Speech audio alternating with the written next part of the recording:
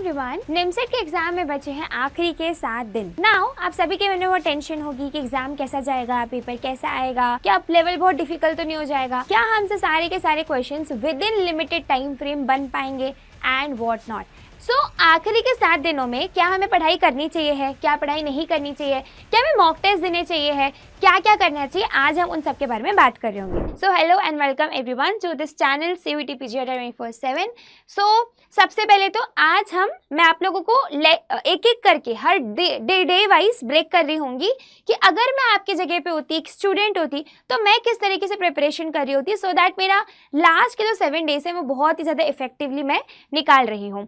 Now last के 7 days में सबसे पहले तो काम डाउन होके करना है, जो भी मैं आपको बताने वाली हूँ रिलैक्स होके करना है, कोई भी स्ट्रेस लेकर मत करना, कुछ भी टेंशन लेने की ज़रूरत नहीं है। हो सकता है आपको लग रहा हो कि सिलेबस अभी भी इतना सारा है, नहीं हुआ है, इट्स फाइन।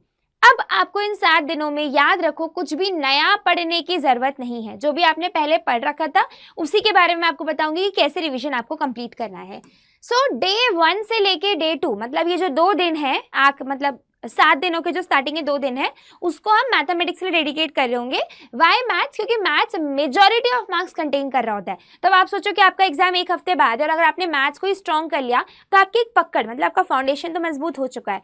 नाउ मैथ्स को भी मैंने डे वाइज यहाँ पर कर दिया है कि डे 1 पर मैं 3 चैप्टर्स कंप्लीट करूंगी, डे 2 पर 3 चैप्टर्स। तो डे 1 पे set theory and logic, probability statistics, algebra, day 2 पर ये 3 चैप्टर्स। अगेन अगर आपको लगता है कि मेरे को डे 1 पर कैलकुलस पढ़ना है तो आप पढ़ सकते हो। यहाँ पर मैंने आपको एक रफ आइडिया दिया कि हम फर्स्ट और सेकंड डे पर पूरा मैथ्स का 100% रिवीजन कंप्लीट करेंगे। यहाँ पर मैं ये नहीं बोल रही आपको पूरा पढ़ना है, यहाँ पर मैं सिर्फ और सिर्फ रिवीजन की बात कर रही हूँ। यहाँ पर हम रिवाइज कर रहे होंगे चीज़ों को और रिवीजन के साथ साथ हम हर दिन एक मॉक टेस्ट भी दे रहे होंगे।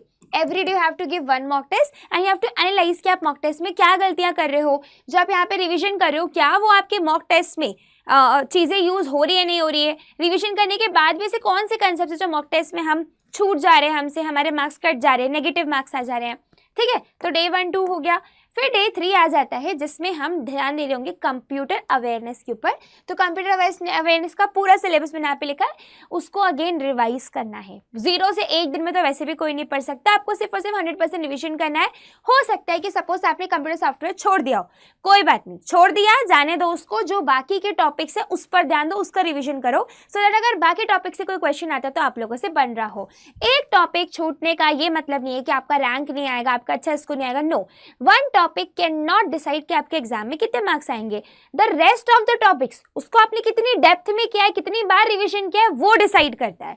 ठीक है, फिर डे 4 आ जाता है जिसमें मैंने कहा है कि इंग्लिश, एनालिटिकल एबिलिटी और LR लॉजिकल रीजनिंग 100% पूरा रिविजन यहाँ पे खत्म करो।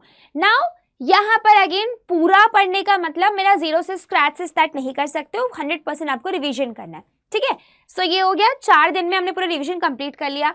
फिर आ जाता है डे 5 में you have to revise again. Now day 5 में क्या होगा ना, देखो डे 5 6 7 3 ही दिन बचे क्योंकि डे 8 पर आपका एग्जाम है। तो डे 5 में पहले तो खुद को शांत करना है, आराम से चीज़ों को रिवीजन करना है। कौन कौन सी चीज़ों को? मैथ्स के सारे इंपॉर्टेंट फॉर्मूलाज, चाहे वो कैलकुलस में है लिमिट्स निकालने के फॉर्मूला, या तो कोऑर्डिनेट ज्योमेट्री में है centricity, latus rectum, focal length निकालने के फॉर्मूलाज, सेट थ्योरी में जो सेट के रिलेशंस आ जाते हैं वो डी मॉर्गन्स लॉ, ये जितने भी इंपॉर्टेंट फॉर्मूलाज है जो हमें लगता है कि हम हो सकता है भूल जाएं, वो आप लोगों को यहाँ पे रिवाइज करना है। साथ में ही जो मैंने बताया था डे 1 से डे 4 पर आपको हर दिन मॉक टेस्ट देना है। उस मॉक टेस्ट का एनालिसिस करके हमें अपने वीक पॉइंट्स निकालने हैं कि अच्छा ये गलती मुझसे मॉक टेस्ट में हो रही है, मतलब ये हाई चांसेस है कि मेरे एग्जाम के फाइनल डे पर भी मुझसे ये गलती हो रही हो, राइट। तो उसके लिए हम क्या करेंगे, मॉक टेस्ट का एनालिसिस करेंगे और ध्यान देंगे कि कौन कौन से वीक पॉइंट्स है, कौन कौन से स्ट्रॉन्ग पॉइंट्स, उनको अलग अलग करके लिख देंगे। फिर आ जाता है डे 6 जिसमें आपको सिर्फ और सिर्फ रिलैक्स करना है। अवॉइड स्टडिंग एनीथिंग हैवीली, क्योंकि आप ऑलरेडी 4-5 दिनों से पढ़ रहे हो बहुत हैवीली। तो डे 6 पर हम सिर्फ आराम से शांत दिमाग से, अगर आप ट्रैवल कर रहे हो किसी दूसरी सिटी में आपका सेंटर है तो वहाँ पर जाओ, लेकिन यहाँ पर हैवी स्टडी नहीं करनी। हाँ, पैसिवली रिकॉलिंग कर सकते हो आप, वो ठीक है, लेकिन हैवी कुछ भी नया नहीं पढ़ना है और कोई टेंशन नहीं लेना है, आराम मेडिटेट करो। एंड आ जाता है डे 7 मतलब आपके एग्जाम से 1 दिन पहले का समय। तो यहाँ पर यार टेक रेस्ट, मुझे पता है नींद नहीं आती है, रातों की नींद उड़ जाती है, लेकिन फिर भी मैं आपको बोलूँगी take proper 7 to 8 hours of sleep, क्योंकि जितना आपका दिमाग शांत रहेगा उतना आपका दिमाग अगले दिन पर दौड़ रहा होगा, भाग रहा होगा। होता है ना, अगर तुम्हें किसी मैराथन में भागना है तो तुम क्या करोगे, पहले खुद को रेस्ट तो दोगे ना। अगर तुम पिछले 10 दिनों से भागे जा रहे हो, तुम्हारे पैर ऑलरेडी थके हो, तो तुम कैसे भागोगे उस कंप्लीट दिन पर, राइट। सो हमें क्या करना है, रेस्ट लेना है। पैसिव रिकॉलिंग कर सकते हो ना। पैसिव रिकॉलिंग का मतलब है कि जो आपने शॉर्ट नोट्स बनाए, आपको लगता है कि ये पर्टिकुलर टॉपिक है, मुझसे बार बार रिविजन करने की जरूरत है, गो फॉर इट, वो रिवाइज कर लो, बट अदरवाइज इसे हैवी कुछ रिकॉल करने की जरूरत नहीं है। और फिर आ जाता है हमारे पास लास्ट डे 8, जिसमें आपको आराम से जाके अपना एग्जाम दे के आना है। और एग्जाम देने के बाद आपको मुझे ये जरूर बताना है कि आपका एग्जाम कैसा गया। और आप ये कैसे बता रहे होगे, this is my email ID, मुझे यहाँ पर ज़रूर मैसेज करना, मेरे को आपके मैसेज का इंतज़ार रहेगा।